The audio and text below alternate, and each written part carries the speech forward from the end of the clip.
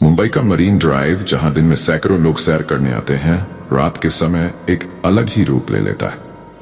समुद्र की लहरें अपने पूरे जोश में होती हैं और हवा में अजीब सी ठंडक हो। लोग अक्सर कहते हैं कि मरीन ड्राइव पर रात के समय कुछ अनदेखा और अजीब सा महसूस हो। रवि एक फोटोग्राफर था जो मुंबई के हर कोने को अपने कैमरे में कैद करना चाहता। एक दिन उसने सोचा कि रात के समय मरीन ड्राइव की तस्वीरें लेना अद्वितीय होगा।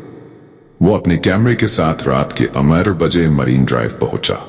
सड़क खाली थी, बस कुछ ही लोग थे जो जल्दी जल्दी घर जाने की कोशिश कर रहे थे। रवि ने अपने कैमरे को सेट किया और तस्वीरें लेने लगा। अचानक उसने देखा कि एक लड़की सफेद साड़ी में दूर खड़ी है और उसकी तरफ देख रही है। रवि को अजीब लगा, पर उसने सोचा कि शायद वो भी यहां सैर करने आई हो। उसने उसकी तस्वीर खींचने की कोशिश की, लेकिन जब उसने कैमरे में देखा तो वहां कोई नहीं था। रवि थोड़ा असहज महसूस करने लगा, लेकिन उसने अपनी काम में ध्यान केंद्रित रखा। थोड़ी देर बाद उसने फिर से उस लड़की को देखा, अब की बार और भी नजदीक। वो धीमे धीमे उसकी तरफ बढ़ रही थी। रवि का दिल तेजी से धड़कने लगा। उसने सोचा कि ये उसकी कल्पना हो सकती है, लेकिन जब उसने चारों तरफ देखा तो वहां कोई नहीं था।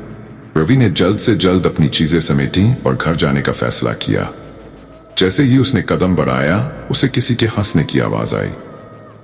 वो ठिठक गया। आवाज बहुत ही डरावनी और भयानक थी।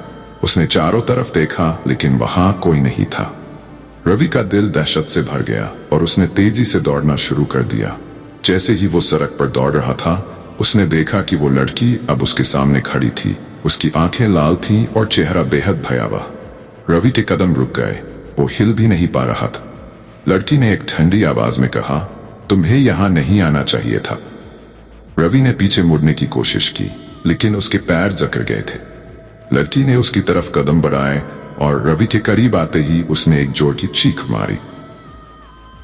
रवि की आंखों के सामने अंधेरा छा गया और वो बेहोश होकर गिर पड़ा। सुबह होने पर मरीन ड्राइव पर लोग टहलने आए और रवि को बेहोश पाया। किसी ने एम्बुलेंस को बुलाया और उसे अस्पताल पहुंचाया गया।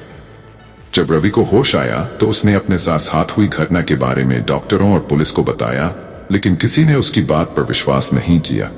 पुलिस ने उसकी बात को उसकी मानसिक स्थिति का परिणाम माना और मामले को बंद कर दिया।